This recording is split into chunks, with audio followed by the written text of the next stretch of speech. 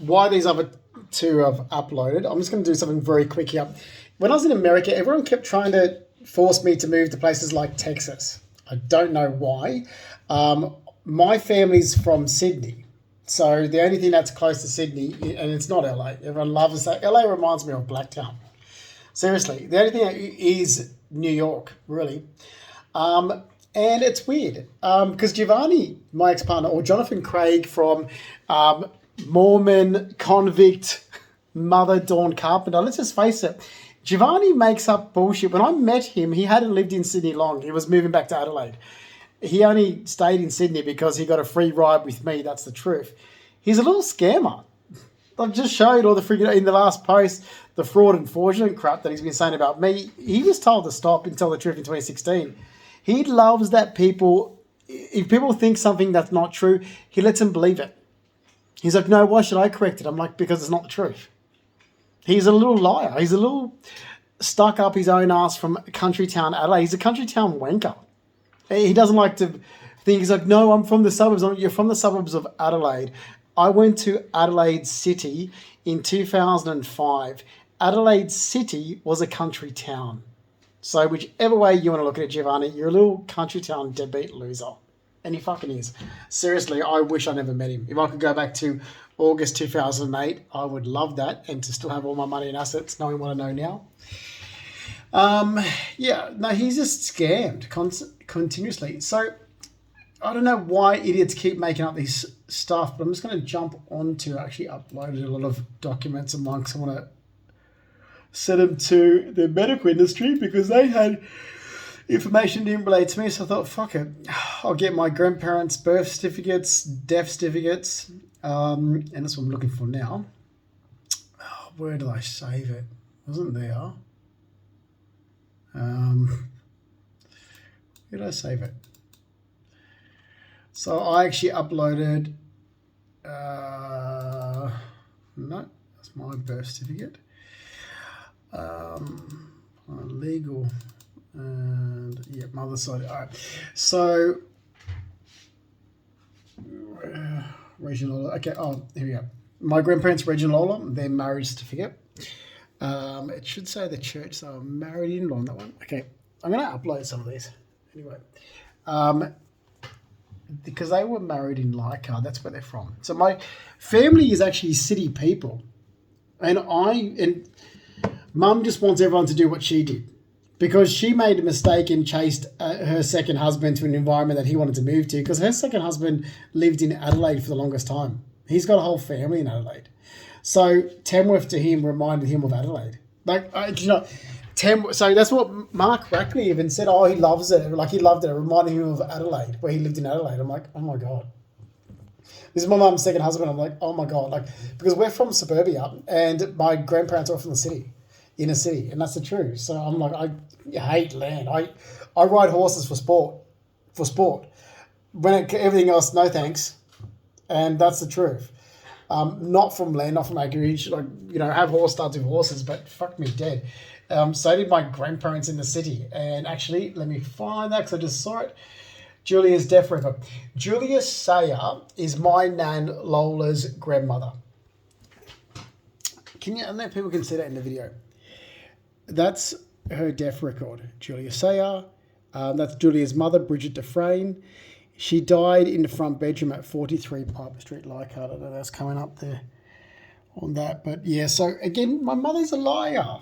She died from lung, can't read, what is it, metastasis or something? Oh, look, they've all got lung problems. There we go. Yeah, lung. Actually, I should have emailed this to my doctors because if you look through a lot of the death records, breathing problems are rampant through a lot of these death records in my family. So you've got bowel cancer on my dad's side, lung problems on my mum's side. There we go. I'm screwed. Here we go. Reg and Lola's wedding. I'll find the church. God, read the old school writing. I know what church it was. I think it was the one that was. She remember Sam Tataro and Louisa was married in the same church as my grandparents. I think in Leichhardt. I remember making that comment when I was going to their wedding.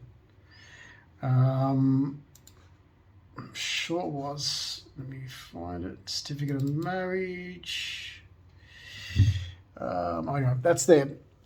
I might have it listed.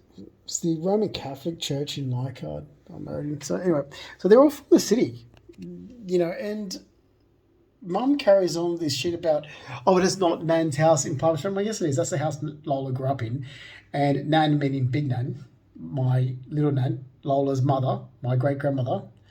She lived her days out of that house, and I was very close to her, and I used to always be there. Whether Pop would drive me. Anyone who actually if you knew me growing up, you might want to ignore everything that my mum's trying to scam, because I was never with my mum. Unless I was at a horse show, I was never with my mum ever. I can't stand her. I really cannot stand my mother with a passion. The only time I ever saw my mother is when I was at a horse show competing in competition. So I was always with my grandparents. And Nan and Pop knew how close, they were really nice. Like Pop even knew how close I was to May. They called her Maisie.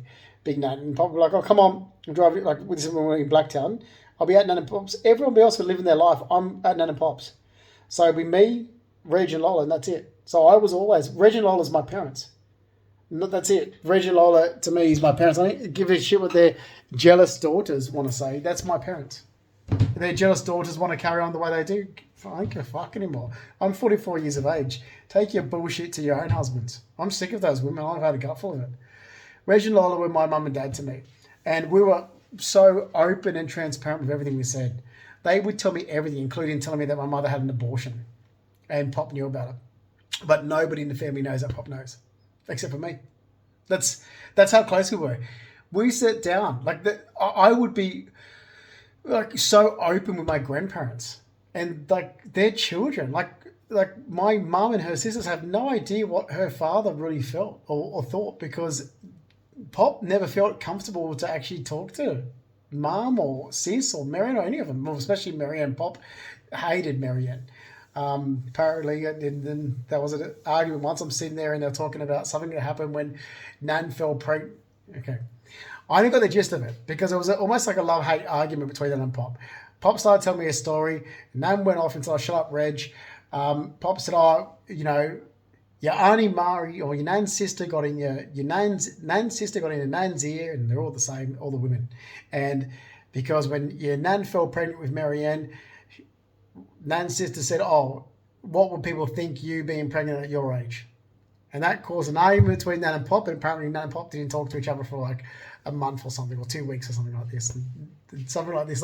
So I used to hear all the stories from my grandparents. They would tell me everything. I mean, literally sitting on the sofa, about to put the TV on, about to sit down to a T-bone steak or something, and I'd be like, Nan used to always cook me schnitzel. Veal schnitzel, the best. Nan cooks the best veal schnitzel. And next thing, I'd be like, I've got to tell you. So, and they don't know, so don't tell them. This is what Nan used to say. Reg and Lola, both my grandparents, used to sit there and be like, they don't know, so don't tell them. But this is the truth, Justin. And that's what they used to say. So both Reg and Lola used to do it to me all the time. And I was the one that was always with them. Shane and Chris and all those idiots want to make out that I was so close and on. Reg didn't like Justin because he was gay. Bullshit. You got to be kidding me. Pop was bawling his eyes out. It was February 2001 when I was moving permanently into Manly. I'd been already living in Manly before then, but I was like, I was moving all my belongings out of Nan and Pop's into Manly, and that really upset Nan and Pop. Pop called me into the bedroom, and he was bawling his eyes out, and he said, don't leave if it's because of me, and you think because I don't accept you being gay, I know you're gay. I'm like, no, it's not. And I've lived by myself, and I'm like, no, I need my space, Pop. I was living by myself. Wish I didn't now, because my grandparents really loved me. They were really close to me. My grandfather really didn't care that I was gay or not. He was really close to me. And he didn't like Shane Charles. He didn't like Shane Charles' behaviour. Shane Charles behaved like his son, Denny. And Pop couldn't stand the way Denny behaved. And that's it. Pop liked the fact that I didn't want to go kill things. I didn't like shooting. I said to Pop once, because I don't like shooting, I don't like hunting, I don't like this. And Pop, he's like, unless you've got to kill something to eat it, Justin. He said, there's no point. He said, that's just like hunting for sport. He said, because I said to Pop, I don't like killing things. They're going off hunting, so I wasn't with that whole group that used to do that. And Pop was fine with it. My grandfather wasn't he was a lot more sensitive than what they actually thought, because he got bullied bad by his father and his older brother and his mother. My grandfather, Reginald George Purdy, he was like a loner like me. He told me he used to, like, he left home and would sleep under a boat in near the boat shed in it'll come to me. It was near Drummoyne. Anyway, and to he ended up moving in with his grandparents. He said no, like we were like that. He said no. He said my mother was evil, my sister's evil. So that's what he said. And I remember the day my mother dragged his sister. What's her name? Val Evans. My mother, it was before Pop died in 2002, contacted these people, the Purdys, that my grandfather couldn't stand. His family couldn't stand them. My nan used to always say that your mother, Justin, reminds me of Reg's mother, Lillian, and his sister, Val. And they weren't nice people. So my grandfather hated his mother, hated his sister. And nan used to say that's who her daughters remind her of. So my nan's 3 daughters used to remind my nan of her husband's mother and sister. Anyway, I'm coming home to Nan and Pops, and Pops out the front, just in Kerry Road, Blacktown. He's standing there. I'm like, Pop, what's wrong? He's there, like you could see. He was really stressed out. I thought, oh, fucking hell, Mum's here. It wasn't just Mum. And he's there doing this, he used to do this thing, like we stand out the front, he's like this. I'm like, Pop, what's wrong? He goes, your mother's inside. I was like, oh, but what else? He goes, oh, have a look who she's brought with her. Going there, I didn't know her. Introduced me to, I think Robin knew her and Shane and Chrissy knew her because they went to Darwin and saw something. Pop's sister. Nan never forgave Mum for that. Nan never forgave Mum for dragging them to her 80th fever. So yeah, they're not decent people, the Purdy's. But Pop was, my grandfather Reg. Anyway, so I've got everything. Like Pop would tell me every detail about what he thought about people, about this. He just didn't want me to be like them. I remember the day in the year 2000 when Christy Childs came to Sydney. I'm at Nan and Pop's, and told me, like, so we went out. I finished work, went out, came home. Pop said, right, send her home to her mother. Took her to Strathfield train station, put her on the train, sent her back to her mother. Went back home to Nan and Pop's. I was like, Pop, I said, I took her. She goes, shut up. Pop goes, I know you took Christy out clubbing because that's what she wanted. But I don't want her, like, they're bad news. Christy's bad news like her mother. I don't want them rubbing off on you. I don't like the fact that you grew up with Shane and Christy. And then this conversation started like this, and then it went into something about Robin Childs, my mother's sister, so Robin Purdy, running off to Bathurst with some country hick from Bathurst, some older guy, loser, Shane Childs' father, Reg Childs, and his behaviour, and they were just wrong people. And Nan and Pop, they would tell me everything, what they really thought. They wouldn't show it. They're like, don't tell them what we said to you, but this is it. And then Nan went off on a tangent. She was walking up the hall and she goes, was it Robin knocked some toilet block down at school? That's one thing. And then something about her wearing gym boots. Anyway, so they didn't like him. And they honestly didn't. And I don't like saying that, but it's like, no, look, they didn't. They were polite to you, but I know what Pop said. And I'm going to circle back around because in February 2001, Pop said to me straight out, I don't care. Like he was hurt that his daughters made him out to be this person he wasn't. So Justin, I know you're gay. I know you've always been gay. Your Uncle Fred's gay. Your nan's uncle is gay, and he's my best friend, so my best friend's gay. That's what he said, like that, exactly like that. So Pop always was close to Uncle Fred, and hung around him, so he didn't have a problem. My mum's sisters had the problem. That's where the problem was. It was jealousy. My mum's sisters have always been jealous because of the closeness between my twin sister Amanda and myself and our grandparents, because our grandparents were like our parents. That won't change, and that's the truth.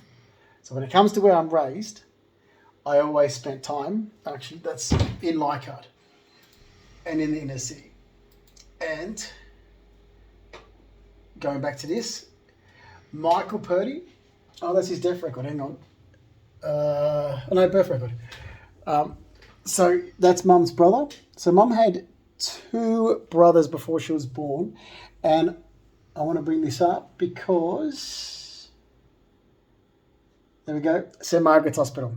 So I've made comments before and I've said all of Mum's siblings, including Mum, except for Marianne, was born in St Margaret's Hospital in Darlinghurst. There it is there on I've got Mum's birth record. So there, Michael John Purdy, Mum's brother who passed away before she was born in St Margaret's Hospital, Darlinghurst.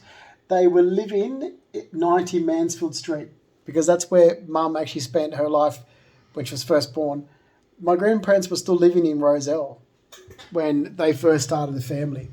That's why they moved to the suburbs. And move back to this one. So what I said, which what Pop didn't want to leave the city because Pop's a city guy. Nan Lola, she was raised in Leichhardt, but she never wanted to raise a family like that. She's saying to me, Justin, think how horrible raising a family in a terrace house. You know, you've got nothing. And I don't mind. I don't want kids, but I love the terrace house Nan grew up in. But Nan was the one that wanted to move. So Pop didn't want to move from Balmain and Roselle. Nan did. And Nan said, I'm not raising a family in... She used to call it the Bronx. She's never been to the Bronx. She never left Australia, but she used to call it the Bronx. She said it was rough. She said, I'm not raising a family in a terrace house. And they brought in Blacktown in 1962. And there is... When they were waiting for... So, here we go. It should have the Medowie address on there as well because Pop's brother owned a property in Medowie, which is up on the north coast in Newcastle, not far from the beach. And that was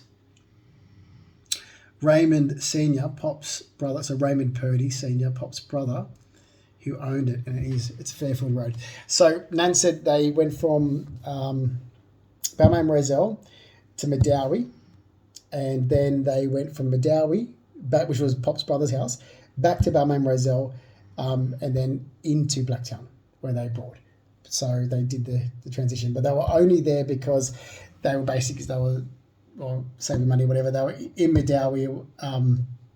It was his brother's house, and they were saving to get the deposit for this property. So, yeah. Anyway, they didn't, his brother owned it. So, anyway. That's the deeds of buying the house in Blacktown. You can see it. So it was purchased in 1962. I've got the address there. So I've got everything to do with my family history. Anyone we don't know what nationality is his dad's father. So that's what happened. So Nan, anyway, that's like the one. So Nan, and I'll upload this with the other two now. So as per what type of environment I'm used to an environment like New York City. I find the financial district to be as rural as I ever want to see in my life. I don't want to see anything that's more rural than the financial district. I hate parts of Sydney. It's too naturist. I like where I lived in Surrey Hills, where I've lived there the longest period of my life. I like the city. Look, I lived in Rushcutters Bay on the corner of New Beach Road and New South Head Road, and I lived there for the longest period of my life. And I remember saying, this is as far out of the city as I want to be. You could walk to the city from where I lived. But I used to say, this is as far out of the city as I ever want to live. I've lived in the city too long. And I spent my life growing up in the city. The person who didn't was my ex-partner, who acts like he's from Sydney. And he's been doing this, whatever scam's going on since I did this whole green card thing as well. Giovanni's been doing this for years, acting like he's from Sydney, and like he only socialises with all the idiots from Adelaide that migrate to Sydney. And I can't stand Adelaide people. I absolutely can't stand them. They should be forced to go back to Adelaide. Anyway, I'm going to another document before I close this off because I want to finish this at 20 minutes. So he's actually from not suburbia, because I'm from suburbia. The only places that had suburbia in those days was Sydney. Like, come on, this was Australia. Unless you're from Melbourne or Sydney, they're the only two cities in Australia. There is no other city. Stop kidding yourself. We've got 1.5 cities, Sydney and Melbourne. The others are not cities. They're not cities. They're country towns. And the suburbs The only places that have suburbs was Sydney and Melbourne. That's it. These people, what you lived in country.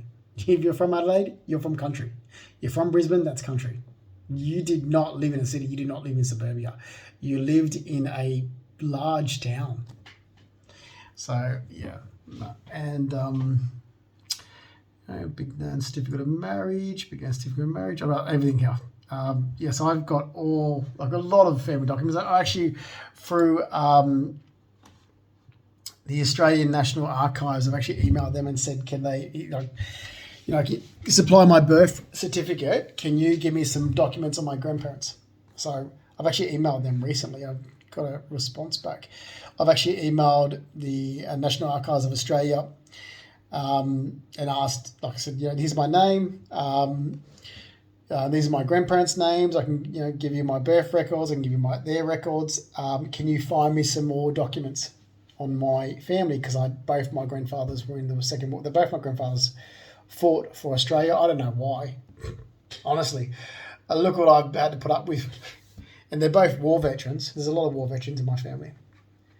Anyway, I'm going to leave it there because it is past 20 and minutes for that one, and I'll upload that. But yeah, look, this crap, I think a lot of it's because people have made up stories that, he doesn't go out and do anything. So it's because of the environment. It's like, no, it's not. It's because I've got chronic fatigue.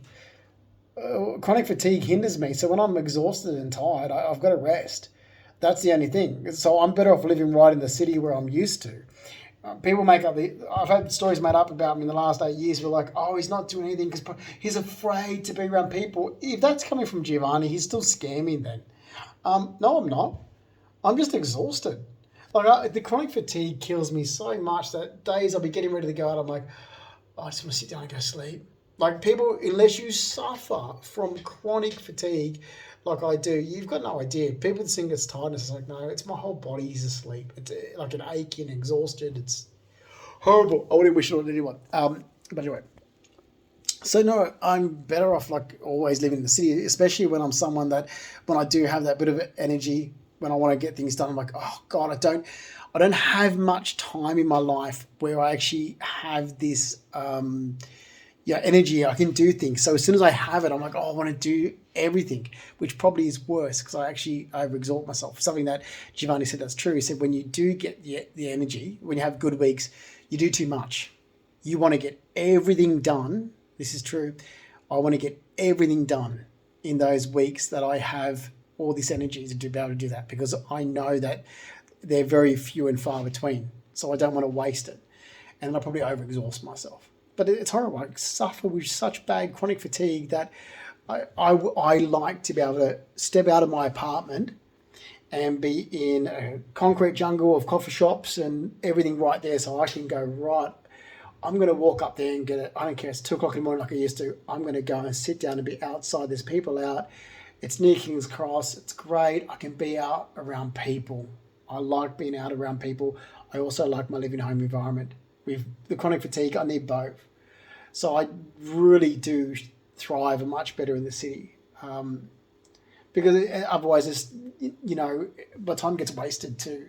And like tonight, I put my dog's coat on and I swear he thought we're going to go to a coffee shop. It's the coat I put on when we go to a coffee shop, and he got so excited.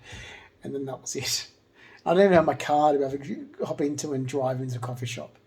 But if we're in New York, I would put his coat on, and right now I would have been sitting in a New York cafe just living life, enjoying myself. No, I don't find living in nature enjoyment. I find living in the city where everything's open all the time enjoyment and happy. Everyone's different. Other people hate what I love. People hate what they like or love. I hate. Everyone's different. You can't force people to be somebody they're not. And I've already had that in my life. My mother moved from Sydney and tried to force me to be somebody I'm not, instead of letting me just be me and be back home in Sydney. She wanted to move. She should have thought about what that would have done to impact her kids' lives. Anyway, I'm going to leave it there because it's getting too much with this upload. I hope I've covered anything. I'm trying to cover everything because I want to make sure that I can always refer to, well, even though I rambled in a video Facebook post, I put it out there in public that there was wrong information. Here's the truth. So if it ever turns back around on me. And if anyone ever says, but we didn't know. I'm like, but I've been saying the same thing for 8 years. Been saying it to people. I've written it in posts. I've video posted. I've put it up there on social media, even though my social media's got no friends or followers. I do that deliberately. I don't like people knowing much about me. People have asked me questions to my face and I've answered. They've said, "Oh, so where are you from?" I'm like, I lived most of my life in the city. I'm born in the suburbs, lived most of my life in the city. And that's the truth. The longest period of my life has been lived in around Surrey Hills, Rushcutters Bay area. The longest period of my entire life. There's nowhere I've lived longer than Surrey Hills and Rushcutters Bay. Nowhere, not even where I'm born and raised. So I've lived most of my life. And then there's crap because people are trying to get me to reconnect with friends and things. I'm deliberately not doing that. You can't force that on me. I'm not doing it because of the lies about me in the last 8 years. I want this resolved before I bring people back into my life because I don't need to have this mess hanging over me. I can't give my attention to anybody. I don't have time for people until this is resolved. I don't have time for it. So there is no time to socialise until it's resolved. So that's the reason. Like, don't make up stories. Just ask me and I'll tell you. It's like, well, I need this resolved legally so I can have time for people. Fix the problems, and then I'll reconnect with people, even ones from the suburbs that, they come in the city. I can meet with them for coffee. Like, I'm just not doing this. Why all this is hanging over my head? I want it resolved. It's cost me too much.